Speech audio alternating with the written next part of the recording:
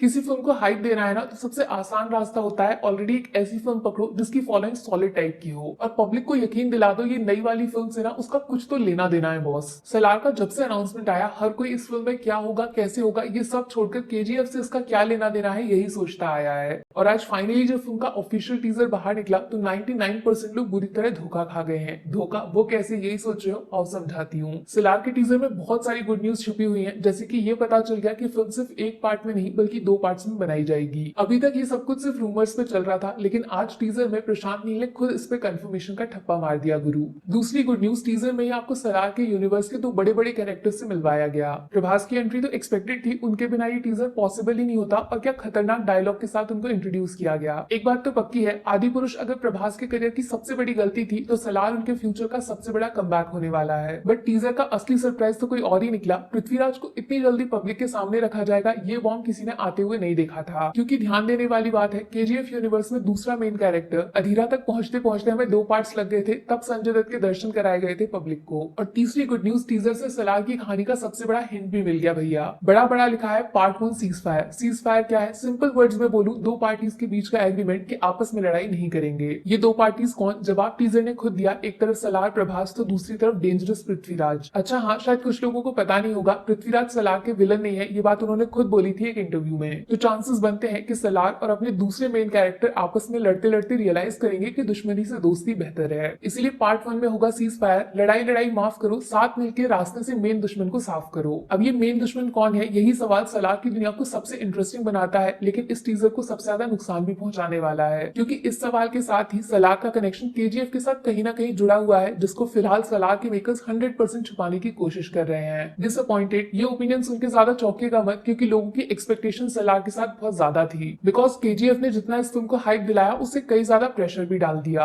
प्रशांत नील और प्रभास दोनों के कंधों पे उस लेवल को मैच करने का। बट टीजर में जब ना तो यश एज रॉकी भाई का कोई हिंट छोड़ा गया और न ही सही ढंग से प्रभास के लुक को रिवील किया गया, ऐसे में जो केजीएफ यूनिवर्स के फैंस हैं जिनके दिमाग में अब तक कम से कम 100 थ्योरीज चल रही थी, सुबह 5:12 से पहले वो डिसअपॉइंटेड हो गए। बट जैसा मैंने पहले बोला, आप लोग धोखे में हो। एक्चुअली प्रशांत नील ने कम नहीं दिखाया, वो इस बार जरूरत से ज्यादा रिवील कर गए हैं। ये सलार के पार्ट 1 का टीजर है, ये बात समझनी पड़ेगी आपको। दिमाग में पार्ट 1 इस शब्द पे थोड़ा जोर डालिए। अगर यश के इस टीजर के साथ आप सलार को कंपेयर कर रहे हो ना, तो दोस्त वो पार्ट 2 का टीजर था जब कहानी हम ऑलरेडी पार्ट 1 में जान गए थे, इसीलिए यश का इतना बड़ा सीन टीजर में देखने को मिल गया। जबकि सलार तो अभी सिर्फ शुरू हो रही है, सब कुछ अभी बता देंगे तो ट्रेलर और पिक्चर रिलीज के टाइम थिएटर में क्या देखने जाओगे। इसीलिए सलार के इस टीजर को कंपेयर करना ही है तो केजीएफ 1 से जाके करिए, तब आपके दिमाग में फेयर कंपैरिजन होगा। और उन लोगों पे बिल्कुल टाइम वेस्ट मत करना जो फालतू हेट फैला रहे हैं, बार बार वही मारपीट एक्शन, कुछ नया लेकर आओ वगैरह वगैरह। ये वो लोग हैं जो केजीएफ के इमोशंस को समझते ही नहीं है। 1000 रोमांटिक मूवीज इनको खराब नहीं लगेंगी, लेकिन 10 मास फिल्मों से इनको दिक्कत है।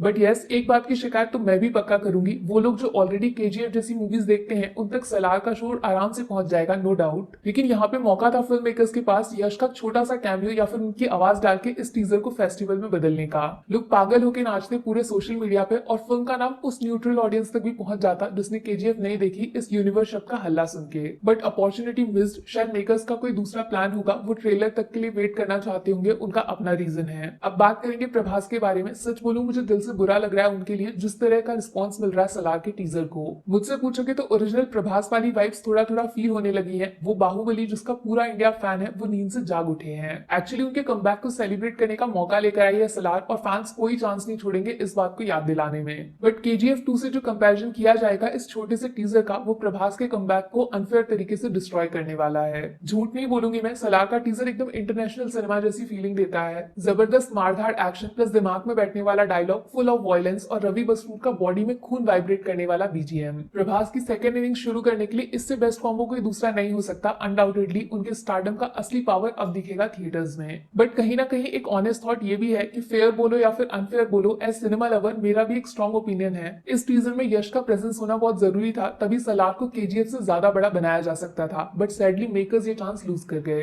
अब सब कुछ ट्रेलर पे डिपेंड करेगा बॉस। वहां प्रभास का कैरेक्टर अच्छे से विद डिटेल रिवील होगा और बोनस मिला तो रॉकी भाई का जिक्र भी जरूर होगा, और ये करना ही पड़ेगा, वरना जुरासिक पार्क हो या फिर दुनिया का कोई भी जंगल, राजा सिर्फ एक होता है और वो है शेर। शेर कौन? शाहरुख खान जो सितंबर में ऑलरेडी तैयार खड़े हैं विद जवान, उनसे पंगा लेना इतना आसान काम नहीं होगा। प्रभास का कमबैक होगा, ये बात पक्की है। अपने हेटर्स को वो फैंस में बदल देंगे, इस बात की भी चांसेस हैं। लेकिन अगर जवान जैसी फिल्म को पीछे छोड़ना है तो सलार के ट्रेलर में केजीएफ कनेक्शन का हिंट होना बहुत जरूरी है। Easy and simple English. अभी रियल वर्ल्ड का किंग आप लोग पब्लिक फटाफट नीचे कमेंट्स में अपना ऑनेस्ट ओपिनियन छोड़ के जाओ सलार के टीजर के बारे में। डिसअपॉइंटेड या फिर प्रभास 2.0 के लिए सुपर एक्साइटेड, जल्दी जल्दी शेयर कर दो अपने विचार।